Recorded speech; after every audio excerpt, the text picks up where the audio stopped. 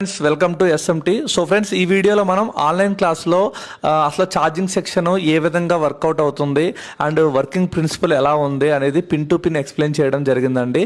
దీంట్లో మనకి సబ్బోర్డ్ నుంచి సబ్బోర్డ్లో మార్చడం వల్ల వచ్చే ప్రాబ్లమ్స్ అండ్ ఛార్జింగ్ సెక్షన్లో ఏమేమి ప్రాబ్లమ్స్ ఉంటాయి, అదేవిధంగా 6 పోర్ట్ ఛార్జర్ గురించి, ఛార్జర్ ఐసీ గురించి, ఓవీపీ ఐసీ గురించి కంప్లీట్గా క్లియర్గా మీకు పిన్ టు పిన్ అయితే ఎక్స్ప్లెయిన్ చేయడం జరిగింది.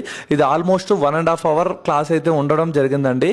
ఇదంతా కూడా మన స్మార్ట్ మొబైల్ ట్రైనింగ్ యాప్లో ఛార్జింగ్ సెక్షన్లో ఆన్లైన్ క్లాస్ డే 1 అనే ఫోల్డర్తో అయితే అప్లోడ్ చేయడం జరుగుతుంది.